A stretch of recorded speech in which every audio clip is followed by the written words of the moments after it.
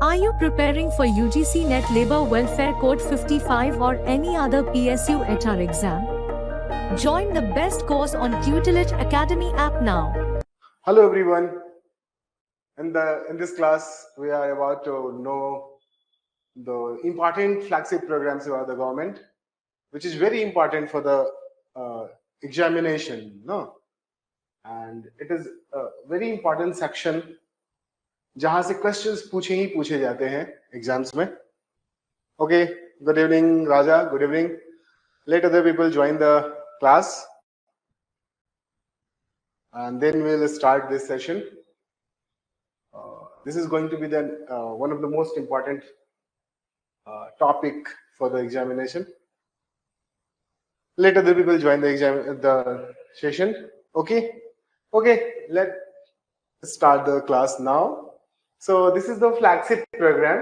आपके गवर्नमेंट ने अलग अलग वक्त पे कौन कौन सी प्रोग्राम्स लॉन्च किए हैं, कौन कौन सी योजनाओं को गठित किया है, इसके बारे में यह प्रोग्राम है. तो फ्लैगशिप, पहले ही बात है कि फ्लैगशिप क्या होता है. फ्लैगशिप प्रोग्राम जो है वो फ्लैगशिप का मतलब है कि फ्लैगशिप ये टर्म है फ्लीट से. जब कोई भी फ्लीट चलती है तो उसका जो कमांडर को कैरी करता है, the ship which has the flag on it, तो उसको जो कमांडर को कैरी करता है, द मोस्ट इंपॉर्टेंट जो शिप होता है उसको बोलते हैं फ्लैगशिप. ओके, दूसरी नंबर चीज क्या है कि किसी भी ग्रुप में the most important segment of the group we call कि वो फ्लैगशिप है. तो गवर्नमेंट के यहाँ पे बात है कि अब यहाँ पे हम बात कर रहे थे the most important ship of the fleet. ये आपको दिखाई दे रहा है, यहाँ से एक टर्म लिया गया है फ्लैगशिप का, और this is very important in this entire fleet. तो यहाँ से ये टर्म फ्लैगशिप का है कि जहाँ पे गवर्नमेंट की अगर बात करें तो गवर्नमेंट बहुत सारे योजनाएं लेके आती है. उसमें से जो बहुत महत्वपूर्ण योजनाएं हैं, तो वो योजनाएं जो है उसके बारे में हम पढ़ने वाले हैं इस क्लास के अंदर.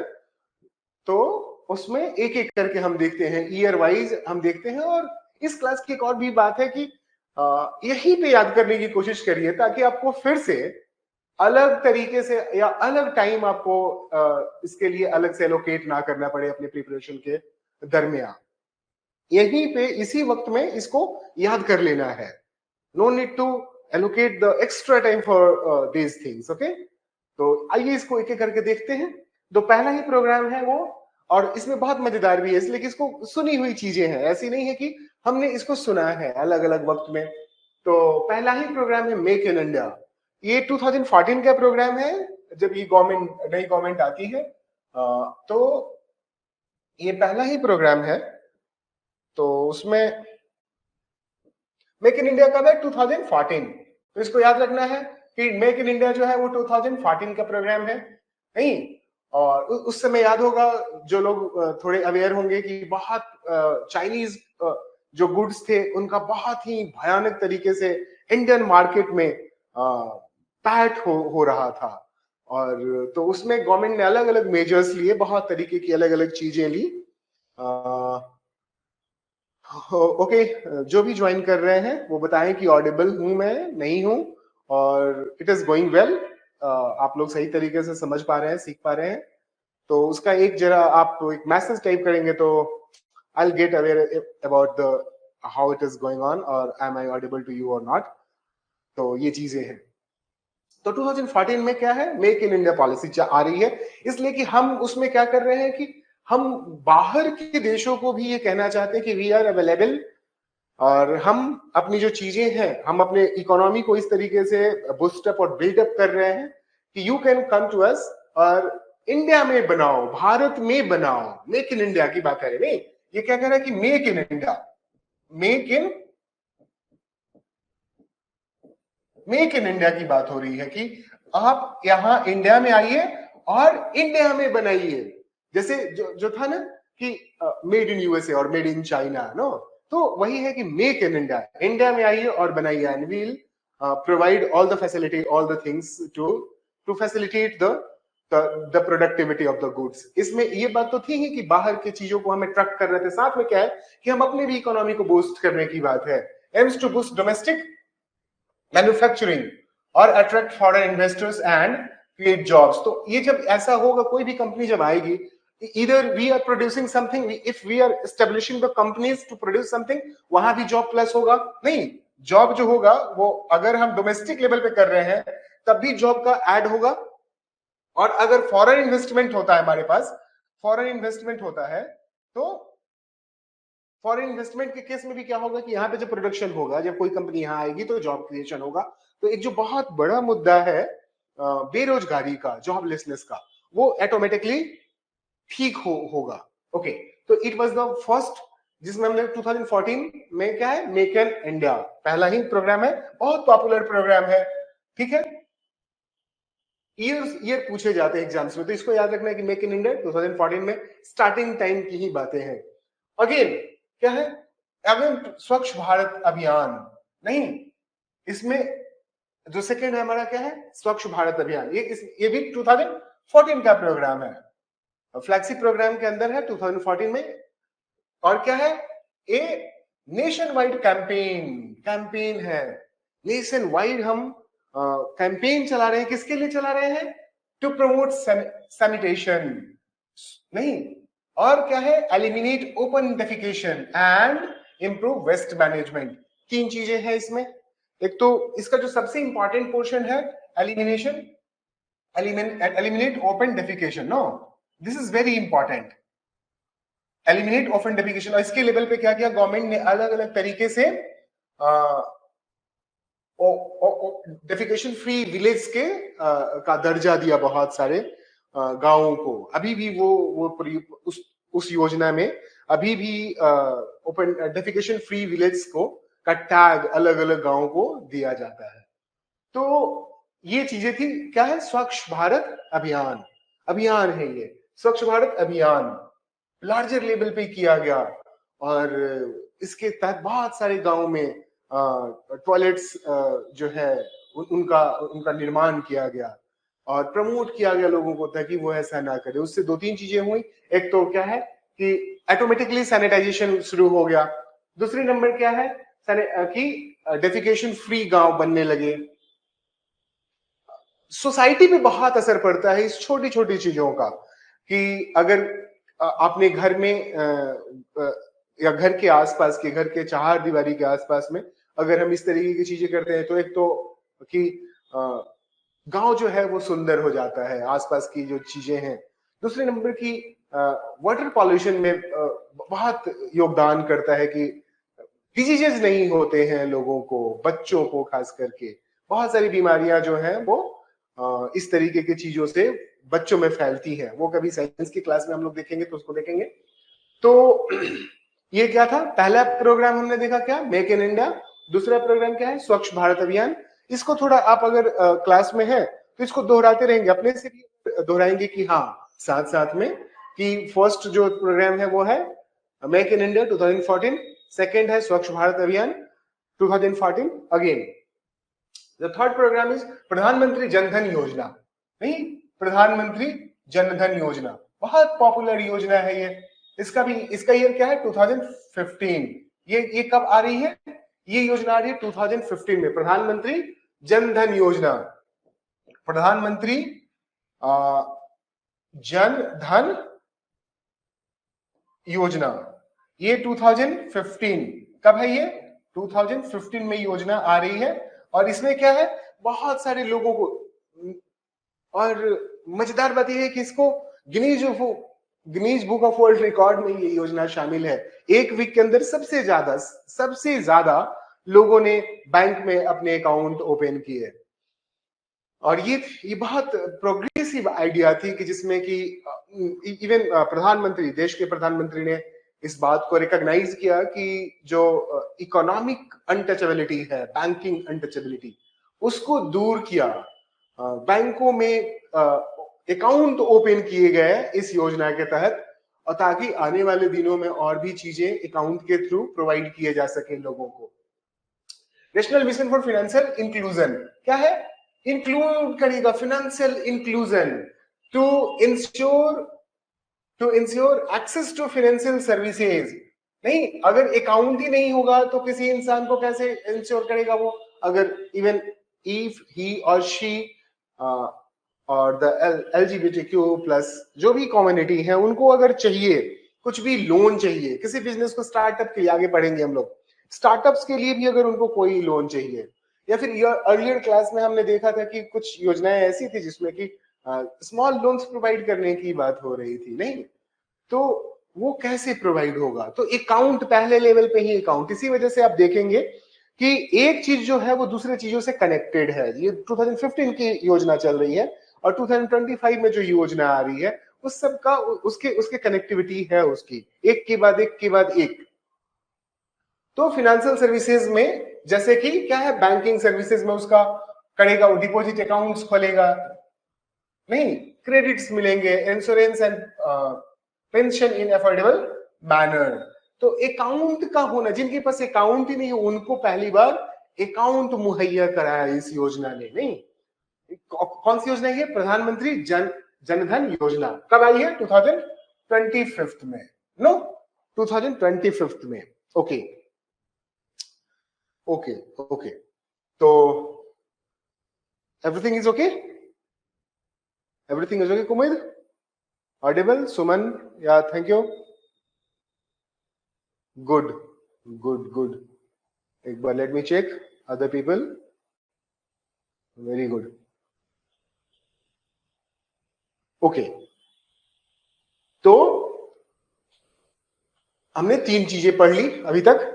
तो इसके बाद का क्या है कि पहला क्या देखा था हमने, आप लोग इसको टाइप भी कर सकते हैं साथ साथ में, तो वो क्या होगा कि बैक ऑफ द माइंड याद रहेंगी चीजें कि हमने क्या क्या पढ़ी है। ओके, नेक्स्ट योजना है डिजिटल इंडिया। नहीं, ये सभी तो बहुत मतलब पॉपुलर आइडिया वो है, प्रोग्राम्स हैं गवर्नमेंट के, और अक्सर बातें होती रहती हैं इन सभी चीजों पे।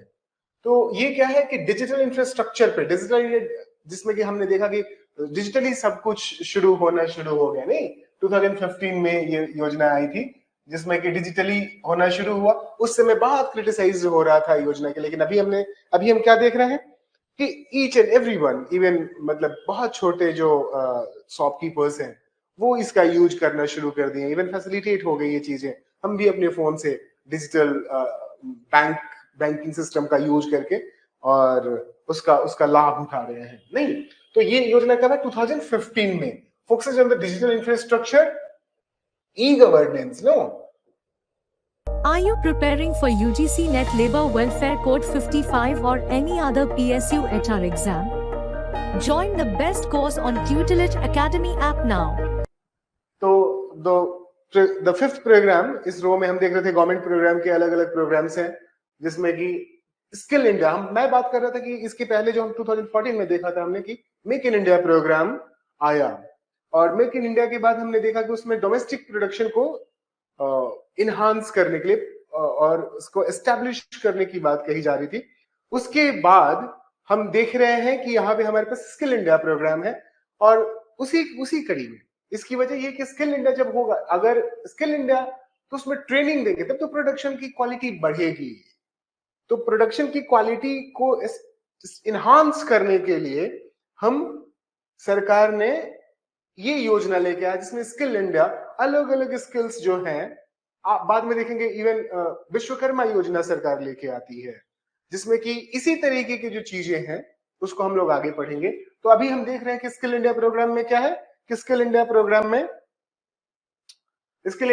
में वोकेशनल ट्रेनिंग्स की बात कही जा रही है। नहीं, वोकेशनल ट्रेनिंग्स की बात कही जा रही है, जिसमें अलग अलग जितने भी वोकेशनल अलग अलग जो ट्रेनिंग के हिस्से हैं उसमें अलग अलग जो स्किल्स हैं उसको शॉर्ट टाइम पीरियड में सिखाने की कोशिश की जा रही है लोगों को, ताकि क्या हो कि स्किल डेवलपमेंट हो, ताकि अगर कोई भी इंसान अगर अपने एंटरप्रेन्योरशिप ज्वाइन करना चाहे, अगर कुछ भी मैन्युफैक्चरिंग में, इवन स्मॉल और मीडियम और इस तरीके का कुछ भी प्रोडक्शन में अगर हिस्सेदारी करना चाहता है, तो उसका स्किल जो हो वो यूज हो। और क्या है कि एक तो vocational training and skill development to enhance employment opportunity. नहीं, एक बार फिर एम्प्लॉयमेंट अपॉर्चुनिटी को एनहांस करने के लिए, चूंकि स्किल्ड हो जाएगा तो ज्यादा बेहतर तरीके से ग्रैब कर पाएगा और कर पाएंगी वो अपॉर्चुनिटीज को। तो ये हमने क्या देखा, स्किल इंडिया प्रोग्राम कब है, 2015 में। इसको एक बार जरा दोहरा लेना है, हमारे साथ साथ दोहरा लेना है कि स्किल इंडिया प्रोग्राम जो है वो स्किल इंडिया प्रोग्राम जो है वो कब है, 2015 में। इस तरीके से होगा क्या कि वो चीजें याद हो जाएंगी। Okay, the next is smart cities mission. क्या है कि सिटीज को स्मार्ट बना देंगे हम। कब आ रहा है प्रोग्राम, ये 2015 में आ रहा है। स्मार्ट सिटी मिशन 2015 में आ रहा है ये प्रोग्राम, स्मार्ट सिटीज मिशन। इसमें क्या है कि सस्टेनेबल तरीके से कोई भी हमारा जो सिटीज हो वहां पे sustainable water supply, sustainable living हो हमारी, इसको लेके डेवलप अर्बन इंफ्रास्ट्रक्चर। इसका मतलब क्या है, रोड्स है नहीं, रोड आ रहा है और जैसे वाटर आ गया नहीं, वाटर सप्लाई का है, वाटर सप्लाई, रोड है, वाटर सप्लाई है, इलेक्ट्रिसिटी, इसका सबका सस्टेनेबल तरीके से। इसमें क्या है कि इसमें सस्टेनेबल तरीके से,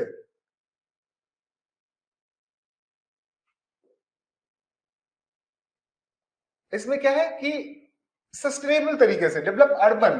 क्या है, टाउन्स जो है, सिटी जो है, उसके इंफ्रास्ट्रक्चर में क्या है कि smart technology for the sustainable living. और सस्टेनेबल लिविंग का मतलब क्या है कि जो हमारे बाद भी जो शहर है, हमारे बाद भी जो शहर में लोग रहेंगे, उनके लिए भी वो चीज अवेलेबल रह पाए। तो या फिर वहां पे पॉल्यूशन ना क्रिएट हो। जैसे शहरों में हम देखते क्या है कि वेस्ट मैनेजमेंट नहीं होता है, नहीं, तो वो तमाम चीजों को नजर में रखते हुए हमने क्या किया, इस स्मार्ट सिटी मिशन में उसको जगह दिया। कब है, 2015 में। क्या है, अर्बन इंफ्रास्ट्रक्चर को डेवलप करने का स्मार्ट टेक्नोलॉजी के थ्रू, नहीं, waste management, water supply, electricity supply और द रोड्स, उसमें क्या है, इवन रोड मैनेजमेंट का जो है, ट्रैफिक मैनेजमेंट का, सारी चीजों को स्मार्ट तरीके से करना, ताकि सस्टेनेबल लिविंग को प्रमोट किया जा सके। कब है ये स्मार्ट सिटी मिशन, कब है, 2015 में। ओके, अब क्या बहुत पॉपुलर, कब है, बेटी बचाओ बेटी पढ़ाओ, नहीं, कब है, 2015 में। गर्ल चाइल्ड पे बेटी बचाओ और बेटी पढ़ाओ। तो इसकी जेंडर इक्वालिटी, इसका बेस क्या है, जेंडर इक्वालिटी। क्वेश्चन पूछा जाता है कि कोर वैल्यूज क्या है इसके, नहीं, gender equality, promotes gender equality and girls education, नहीं। तो अक्सर बात कही जाती है कि कितने सारे प्रॉब्लम्स हैं अपने देश को लेकर, अगर देखें तो जेंडर को लेकर हम बहुत मतलब we are not the gender neutral country. तो उसमें क्या है कि बहुत बायसनेस है अलग अलग जेंडर्स को लेके। तो वहां पे क्या है कि उसको ठीक करने के लिए, खास करके महिलाओं के प्रति जितनी भी दिक्कतें हैं, महिलाओं के प्रति जो हम अपने समाज में एक भावना है कि वो कमतर है, तो उसको ठीक करने के लिए उसमें क्या है कि जेंडर इक्वालिटी, बराबरी का, नहीं, क्या है, जेंडर इक्वालिटी, जो विभेद है, भिन्नता है, जो लैंगिक भिन्नता है, उसको ठीक करने की बात बेटी बचाओ बेटी पढ़ाओ में, ताकि गर्ल चाइल्ड जो है उसको उसका सेव भी हो सके। उनको कैसे रिस्पॉन्सिबिलिटी मानते हैं अपने देश में। इसकी वजह से क्या होता है कि फीमेल इन्फेंटिसाइड्स के मतलब बहुत सारे केसेस हैं इस कंट्री में, जो बहुत दुखद है। मतलब इट्स टेरिबली पेनफुल, नो। तो कि इस वक्त में 21st सेंचुरी में जब हम यहाँ पे जी रहे हैं, उसके बावजूद इतना जघन्य, इतनी खराब प्रैक्टिसेस हैं जहाँ पे। लेकिन हाँ, उसकी वजह है कि जब डाउरी होगा, दहेज होगा सोसाइटी में, जब गर्ल्स को लेके हमारी सोसाइटी ओपन नहीं होगी, जब हमारी सोसाइटी में गर्ल्स को लेके ये मान्यता होगी कि वो कमतर है, हमसे सबऑर्डिनेट है, तो इस तरीके की चीजें होंगी। तो इन सबको ठीक करने के लिए एडुकेशन, नहीं, कि कहते हैं ना कि एडुकेशन जो है कि वो this is the thing which can enlighten the soul. तो एडुकेशन ही दे दिया, बेटी बचाओ बेटी पढ़ाओ, गर्ल्स चाइल्ड को पढ़ाने की बात हो रही है। तो जब गर्ल्स चाइल्ड पढ़ लेंगी तो ऑटोमेटिकली होगा क्या कि दे विल फाइंड और grab their position from the society, तो उसमें क्या होगा, उससे छीन लेंगी वो। तो जेंडर इक्वालिटी किसमें, ये कब योजना कब आई है, ये बेटी बचाओ बेटी पढ़ाओ 2015 में। ओके, जेंडर इक्वालिटी जो है और गर्ल चाइल्ड के एजुकेशन के प्रमोशन पे ये योजना है। ओके ओके, द नेक्स्ट है पीएम आवास योजना, जिसमें बहुत सारे घरों को बनाने की योजना थी कि जिसमें सबको अफोर्डेबल, सबको घर मुहैया हो सके। नहीं तो aim to provide affordable housing for all by 2022, इसमें एक डेट दिया, एक ईयर दिया गया था, दिस इज द ईयर कि जब तक हम 2022 तक सबको अफोर्डेबल हाउसिंग अवेलेबल हो सके। कल के हमने देखा था प्रोग्राम में कि सेकेंड होम की बात कही जा रही थी, जो हम कल प्रोग्राम्स पढ़ रहे थे। यहाँ पे पीएम आवास योजना 2015 में है, जिसमें सबको कब का डेटा टाइम था, लिमिटेड टाइम वाज द 2022, जिसमें सबको अफोर्डेबल हाउस अवेलेबल कराने की बात कही गई थी। और इसका बहुत सारे गवर्नमेंट ने खूब सारे लोगों को अलग अलग घर मुहैया कराए। आयुष्मान भारत बहुत बहुत पॉपुलर, जिसमें कि मेडिकल फैसिलिटीज जो है, नहीं क्या है, प्रधानमंत्री, इसका जो प्रधानमंत्री जन आरोग्य योजना, नहीं 2018 में ये योजना गवर्नमेंट ने लॉन्च किया। जिसको आयुष्मान भारत कहते हैं, कंफ्यूज नहीं होना है, उसी का जो प्रधानमंत्री जन आरोग्य योजना है, आरोग्य का मतलब होता है हेल्दी, जिसको रोग ना हो, आरोग्य, वो है आरोग्य। तो the world largest health insurance scheme है, नहीं लार्जेस्ट है, वर्ल्ड का लार्जेस्ट है इंश्योरेंस स्कीम। इंश्योर करेगा कि क्या करेगा, providing free health care to economically weaker section. Economically weaker section जो है, जो आर्थिक रूप से कमजोर वर्ग है, उनके लिए हेल्थ इंश्योरेंस प्रोवाइड करने के लिए यह स्कीम था।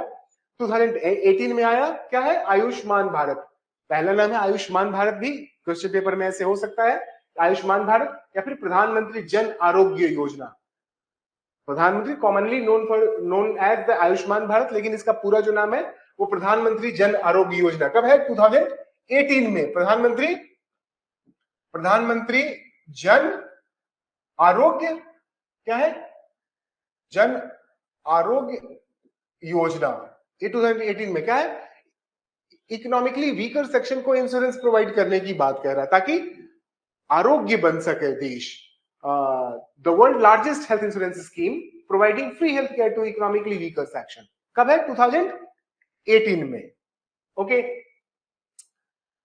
नेक्स्ट है जल जीवन मिशन 2019, क्या है, जल जीवन मिशन, नहीं इसमें क्या है कि फ्रेश वाटर, ड्रिंकेबल वाटर की बात, ensure access to clean drinking water in the rural area में, क्या है, भारत के गांव की बात हो रही है, गांव में, नहीं भारत के गांव में पीने के साफ पानी मुहैया कराने के लिए योजना रही। कब है, 2019, कब है, जल जीवन योजना 2019 में आ रही है। और क्या है, इंडिया के रूरल एरिया में क्लीन ड्रिंकिंग वाटर अवेलेबल कराने के लिए ये योजना है। क्या है, जल जीवन मिशन 2019, कब है ये, 2019 में जल जीवन mission. Okay, the next is आत्मनिर्भर भारत 2020, नहीं आत्मनिर्भर भारत। ओके, जब भी 20 ईयर्स में हम होते हैं तो सेल्फ रिलायंस की बात करते हैं, इसको ऐसे याद रखना है, या फिर आप अपने से फॉर्मूला कुछ भी बना लीजिए। 20 वर्ष की उम्र में हम कोशिश करते हैं कि हमारी अपनी पहचान बने, नहीं तो आत्मनिर्भर भारत 2020, नो ये आत्मनिर्भर भारत जो है वो 2020 में आ रहा है। क्या किस चीज के लिए आ रहा है, सेल्फ रिलायंस इन मैन्युफैक्चरिंग, नहीं मैन्युफैक्चरिंग में सेल्फ रिलायंट हो जाए हम। टेक्नोलॉजी ट्रांसफर की बात, तो टेक्नोलॉजी के डेवलपमेंट में हम प्रमोट करके और सेल्फ रिलायंस हो जाए, किसमें, मैन्युफैक्चरिंग में, और किसमें, एग्रीकल्चर में, और किसमें, एंड अदर सेक्टर्स। तो इन सभी में तो ताकि मैन्युफैक्चरिंग में, एग्रीकल्चर में हम जो इंपोर्ट करते हैं उसमें इंपोर्ट ना करें, तो उसके लिए अलग अलग, जैसे कल हम लोग देखा था प्रीवियस क्लास में प्रधानमंत्री धन धान्य योजना जो थी, उसमें हमने क्या किए थे, पल्सेस में सेल्फ रिलायंस की बात कर रहे थे। आज इसमें हमने देखा कि आत्मनिर्भर भारत 2020 में क्या बात है कि मैन्युफैक्चरिंग में और एग्रीकल्चर में और अदर सेक्टर्स में सेल्फ रिलायंस की बात कर रहे हैं। ये कौन सी है, Atmanirbhar Bharat 2020। Okay, the next is the PM e Vidya. इसमें क्या किया हमने, ये भी 2020 में है, 20 साल में पढ़ने। तो 2020 में इसमें क्या है कि हमने क्या किया कि सबको इंटरलिंक कर दिया, जितने भी लाइब्रेरीज हैं, क्या है, expand digital learning access to students nationwide. नहीं, नेशन वाइड हमने क्या किया कि लर्निंग को, जितने भी डिजिटली अवेलेबल मटेरियल्स हैं उसको expand digital learning access to students nationwide, हमने उनको अवेलेबल करा दिया। कब है ये, पीएम ई विद्या 2020, इसको याद रखना है, पीएम ई विद्या 2020। अब क्या है, गति शक्ति। नेक्स्ट क्या है, सॉरी, ओके, गति शक्ति। गति शक्ति क्या है, गति शक्ति कब है, 2021। गति शक्ति गति शक्ति से ही पता चल रहा है कि कुछ ऐसा है जो मोशन से, ट्रैवल से जुड़ा हुआ है। Infrastructure development through multi modal connectivity, अलग अलग कनेक्टिविटी को, मल्टी मॉडल्स, अलग अलग मॉडल्स कनेक्टिविटी के, एक जगह से दूसरे जगह जाने के लिए, कनेक्ट होने के लिए, जाने के लिए अलग अलग तरीका डेवलप करने की बात कही गई इस योजना में, जो 2021 की योजना है। क्या योजना है, गति शक्ति। ये इस योजना की बात कर रहे थे जब हम लोग स्किल इंडिया की बात कर रहे थे, या फिर मेक इन इंडिया की जब बात कर रहे थे। तो पीएम विश्वकर्मा, ये कब आ रही है योजना, 2023 में, नहीं 2023 में ये योजना आ रही है, इसको याद रखने की जरूरत है। 2023 विश्वकर्मा, विश्वकर्मा योजना जो है वो 2023 में। इसके पहले की योजना जो थी हम लोगों ने देखा, कौन सी योजना थी, हमने देखा स्किल इंडिया था। नहीं, स्किल इंडिया कब था, स्किल इंडिया कब है, जरा आप लोग टाइप करते तो पता चले मुझे। स्किल इंडिया 2014 में, नो, उसके बाद कौन सी योजना आई थी, इसके पहले, इसके बाद की योजना, स्किल मतलब स्किल इंडिया के बाद क्या था, नो, मेक इन इंडिया थी। It was make in India, it was the make in India 2014 में आ रही है, मेक इन इंडिया, नो,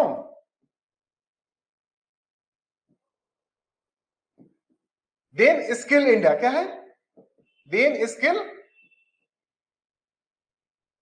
15 में, नाउ विश्वकर्मा, नो, नाउ क्या है, विश्वकर्मा 2023 में। इस सेम बातें हैं, इस एक दूसरे के बाद।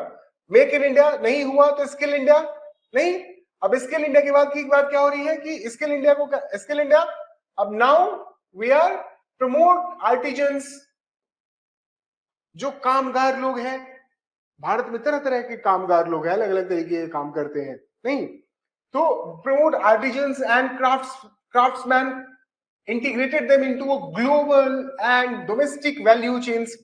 अब उनके चीजों को वो जो प्रोड्यूस कर रहे हैं, इवन जो स्किल इंडिया जो हुआ, उनको एक लेवल पे, ग्लोबल लेवल पे लेके आने के लिए, if they want the different tools, अगर अलग इक्विपमेंट चाहिए उनको, या फिर उनको रजिस्ट्रेशन, पेटेंट, इस तमाम चीजों को फैसिलिटेट करके ये योजना बनाई गई। कौन सी योजना, PM Vishwakarma.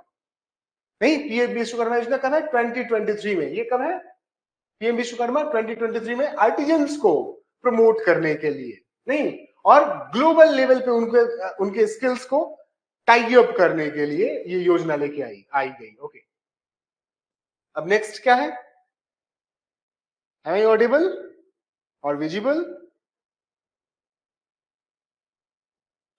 M I audible and visible, बीच बीच में पूछना होता है ताकि ये पता चले कि मैं ऐसे कहीं अंतरिक्ष में तो नहीं बातें कर रहा हूं। Okay okay okay, thank you Kumud, thank you Shri, thank you Babita. Okay, the 16 the Amrit Bharat station scheme, क्या कहा, अमृत भारत, कब है 2023 में अमृत भारत स्टेशन स्कीम। इसमें क्या क्या कि जो स्टेशन है उसके पास ऑलरेडी स्पेस है, उसको हम मार्केट हब में कन्वर्ट कर सकते हैं। नहीं तो वहां पे सामान की जो अभी अभी हर जगह चल रही है चीजें, तो उसको वी कैन कन्वर्ट, तो वहां पे अर्न करने के लिए, ताकि गवर्नमेंट को रेवेन्यू जनरेट कर सके, इसके लिए क्या है, आप अमृत भारत स्टेशन स्कीम। अब इसमें जो रेलवे स्टेशन है उसी को कह रहा है कि स्टेशन को कन्वर्ट किया जा सकता है। नो 23 में आ रहा है to make railway station more comfortable. क्या कहा, मोर कंफर्टेबल। सही बात है कि थोड़े दिन पहले तक अभी अलग अलग हिस्सों में रेलवे स्टेशन की हालत तो बदतर है, लेकिन तो इसमें क्या है कि इसको उसको वो जो बदहाल अवस्था में है उसको कंफर्टेबल कर देने के लिए रैम्प्स बनाए जाए, नहीं इतनी गंदगी होती है उसको ठीक किए जाए, और उसके बाद क्या किया जाए, convert and transform them into vibrant city centres. City centres की तरह पे, जहां पे सिटी सेंटर्स वो वाइब्रेंट सिटी सेंटर्स, मतलब वाइब्रेंट हो, मतलब बहुत चार्मिंग, बहुत सुंदर तरीके से उसका डेवलपमेंट और ग्रोथ किया जाए, ताकि वो वाइब्रेंट हो। वहां पे सिटी सेंटर के तौर पे उसका यूज मल्टी लेयर्ड चीजें क्रिएट की जाए, शॉपिंग मॉल्स की तरह, जिस तरीके की बात है उस तरीके से वहां पे उसको ग्रोथ डेवलप करने की बात की जा रही है। इसलिए कि स्पेस तो है ही वहां, तो उस स्पेस को सिटी सेंटर के तरह पे क्यों नहीं यूज कर लिया जाए। तो ये चीज थी, to make railway station more comfortable and convenient and transform them into vibrant city centre. कब आ रही है ये योजना, अमृत भारत स्टेशन स्कीम कब आ रहा है, ये 2023 में। इसको याद रखना है, अमृत भारत स्टेशन स्कीम 2023 में 3 की योजना है, जिसमें की बात की जा रही है किस चीज की। पहली बात है कि उसको एफोर्डेबल उसको क्या है, कंफर्टेबल बनाया जाए, कंफर्टेबल बनाई जाए स्टेशन को, और दूसरा क्या है कि उसको सिटी सेंटर के तौर पे डेवलप किया जाए। किसको, रेलवे स्टेशन को। किस योजना में, अमृत भारत स्टेशन स्कीम। कौन है, 2023 में। कब आ रही है, 20 okay. One nation one subscription, नहीं ये कब की योजना है, 2025। वन नेशन वन सब्सक्रिप्शन क्या है, digital library of India to institutional access. जितने भी लाइब्रेरी है, global research in various academic disciplines, ठीक है, digitally one stop digital library in India. एक digital library with institutional access, कि इंस्टीट्यूशन भी एक्सेस कर सके। इंस्टीट्यूशनल एक्सेस जैसे मान के चलिए कि अभी एक शोध गंगा है, नहीं जिसमें कि आप अलग अलग तरीके के पीएचडी पढ़ सकते हैं। आप अलग अलग यूनिवर्सिटीज में जो पीएचडी सबमिट हुई है, आप उन पीएचडी को वहां पे जाके और एक्सेस कर सकते हैं। तो ये इस तरीके की जो चीजें हैं, तो वो ग्लोबल रिसर्च को प्रमोट करेंगे कि आपके पास इंस्टीट्यूशनल एक्सेस अगर मिल जाए, तो उसमें हम बहुत सारी अलग इसी देश में रिसोर्सेज हैं, और हमारे पास एक्सेस नहीं होने की वजह से, जैसे मान के चलिए कि दिल्ली में त्रिमूर्ति भवन है, नहीं वहां पे बहुत चीजें हैं, बहुत आर्काइवल सोर्सेस है, या फिर और भी ड्यू की लाइब्रेरी है, प्रेसिडेंसी की लाइब्रेरी, और कॉटन कॉलेज की लाइब्रेरी है, और द क्रिश्चियन कॉलेज की लाइब्रेरीज है। तो ये तमाम लाइब्रेरी जो है, अगर इनके एक्सेस मिल जाए, तो देश में बैठा हुआ कोई व्यक्ति जो है, वो बुंदेलखंड में बैठा हुआ है, या फिर रोहिलखंड में बैठा हुआ है, या फिर राजस्थान के चूरू में बैठा हुआ है, या मध्य प्रदेश में बैठा हुआ है, या फिर देश के किसी भी हिस्से में, या फिर नॉर्थ ईस्ट में अरुणाचल में है, नहीं वहां पे बैठा हुआ और एक्सेस मिल जाए, तो उसके लिए चीजें आसान हो जाएंगी। 21st सेंचुरी ऐसे भी इंफॉर्मेशन का एज है। तो ये जो स्कीम है वो क्या करे, उसी को इनकलकेट कर रहा है कि तमाम तरह के जो चीजें हैं, one stop digital library in India with institutional access to global research varied academic disciplines. तो उसमें क्या कर रहा है कि उनको एक्सेस की बात कह रहा है, one nation and one subscription 2025 में। 25 में हम लोग कल भी एक, जो कल लोग क्लास में नहीं थे वो रिकॉर्डेड क्लास देख लेंगे। कल 25 में हमने देखा था कि प्रधानमंत्री धन्य धान योजना 2025 में है, जिसमें कि पल्सेस की ग्रोथ और उसमें आत्मनिर्भर बनने की बात कही जा रही है। तो ये आज के बहुत इंपॉर्टेंट सारे प्रोग्राम्स थे, जिसमें हमने देखे प्राइम मिनिस्टर धन्य धान योजना कृषि योजना। यहाँ पे अभी मैं बात कर रहा था कि प्रधानमंत्री धन्य धान कृषि योजना कब है, 2025 इसमें क्या बातें कही गई थी, कल के क्लास में भी हमने चेक किया था कि इसमें 1.7 करोड़ फार्मर्स को facilitate enhance agriculture productivity, improve irrigation. इसमें क्या बात हो रही है कि इंप्रूव करेगा किसको, इरिगेशन को, यानी इरिगेशन पानी देने के लिए, फसलों को देने के लिए उसको, उसके फैसिलिटी को इंप्रूव करेगा, facilitate long term and short term credit, और क्या करेगा, लोन अवेलेबल कराएगा। कल के क्लास में पढ़ा था हमने इसके बारे में डिटेल्स। तो ये प्रधानमंत्री धन कृषि योजना कब है, 2025 इस बार एग्जाम से आपका। आज इस बार के जो योजनाएं हैं उनको थोड़ा दिमाग में एक बार रख के जाएंगे। तो ये थी आज की क्लास आपकी। होपफुली आपको क्लास अच्छी लगी होगी, और ये बहुत प्रिसाइज तरीके से आपको फ्लैगशिप प्रोग्राम्स जो हैं गवर्नमेंट के, ये आपको आज पढ़ाया गया। इसको दिमाग में रखेंगे तो जो क्वेश्चंस हैं इससे जुड़े हुए, यहां से आपके क्वेश्चंस डील हो जाएंगे। और नेक्स्ट क्लास में हम मिलते हैं। Thank you all, thank you. Are you preparing for UGC Net Labor Welfare Code 55 or any other PSU HR exam? Join the best course on Tutelage Academy app now.